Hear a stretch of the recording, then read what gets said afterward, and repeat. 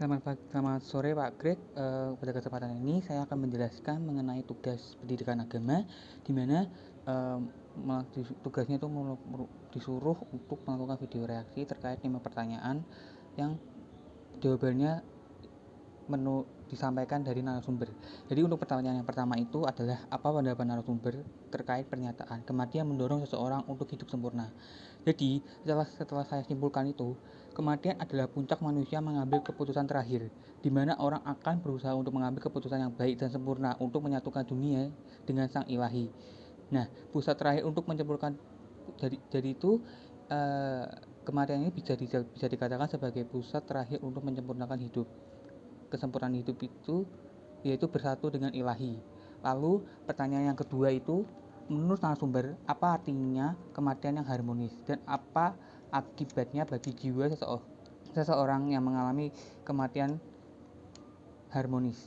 Jadi setelah saya simpulkan itu, kematian harmonis adalah kematian yang dimana orang tersebut itu sudah ada persiapan di hidupnya dan selama hidupnya itu dia tidak memiliki rasa dendam atau rasa iri dalam hatinya. Jadi dia dalam hal itu kayak damai, tentram, sejahtera seperti itu.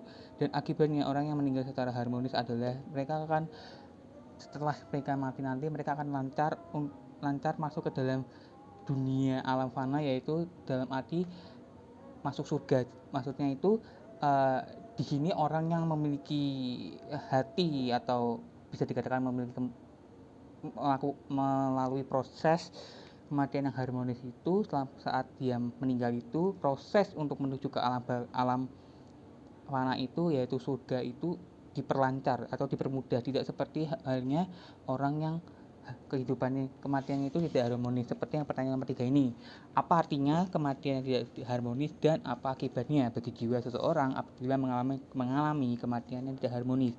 Jadi kematian tidak harmonis adalah kematian tidak wajar. Dalam arti apa? Jadi kematian ini tuh tidak direncanakan. Maksudnya bisa tidak direncanakan, bisa mungkin dari buruk hati seseorang tersebut, di mana kematian itu dikarenakan mati kecelakaan atau hal yang tidak wajar, serta sewaktu dia mati ini, seorang mati ini, mereka masih memiliki rasa dendam, rasa iri kepada orang lain. Jadi sehingga hatinya orang tersebut itu tidak damai, tidak sejahtera. Jadi, dan untuk akibatnya apabila orang mengalami kematian tidak harmonis ini, dia tidak mendapatkan apapun dan hidupnya akan sengsara di alam baka. Dan untuk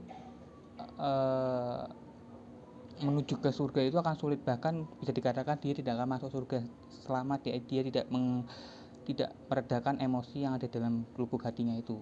Lalu untuk pertanyaan selanjutnya itu, menurut agama dan keyakinanmu masing-masing, jelaskan tentang alam fana dan alam baka.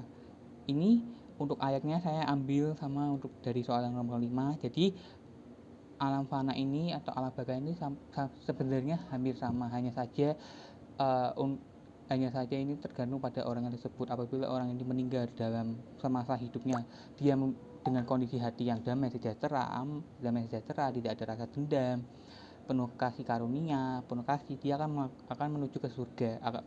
Berbeda dengan orang-orang yang meninggal, yang sewaktu dia meninggal ini dia masih memiliki rasa dendam atau memiliki rasa iri kepada orang lain. Tentunya dia akan dipersulit untuk menuju ke surga, karena tentunya mereka harus mengikuti beberapa proses hingga orang tersebut memiliki hati yang putih atau hati yang damai seperti Tuhan Yesus Kristus. Dan untuk pertanyaan nomor 5, apa yang harus dilakukan manusia agar mendapatkan keselamatan sejati? Dalam ayat Efesus 2 ayat 8, sebab karena kasih karunia kamu diselamatkan oleh iman. Itu bukan hasil usahamu, tetapi pemberian Allah. Dan dari Yohanes 3 ayat 16, karena begitu besar kasih Allah akan dunia ini, sehingga dia mengaruniakan anaknya yang tunggal, supaya setiap orang yang percaya kepadanya tidak binasa, mereka beroleh hidup yang kekal. Jadi maksud ini, selama kita hidup ini, kita harus percaya kepada Tuhan Yesus. Kita harus memiliki kasih yang damai sejahtera, kasih yang takut akan Tuhan, sehingga apabila suatu saat nanti kita meninggal, kita tuh diberikan kemudahan oleh Tuhan. Jadi yang diartikan adalah keselamatan sejati ini. Jadi hati kita tuh tidak boleh menyimpan rasa dendam, tidak boleh menyimpan rasa iri kepada orang lain selama masa hidup kita. Sekian dari Oh iya, saya lupa perkenalan. Jadi perkenalkan, nama saya Ezekiel Damarik, NIM 20 G10052. Terima kasih.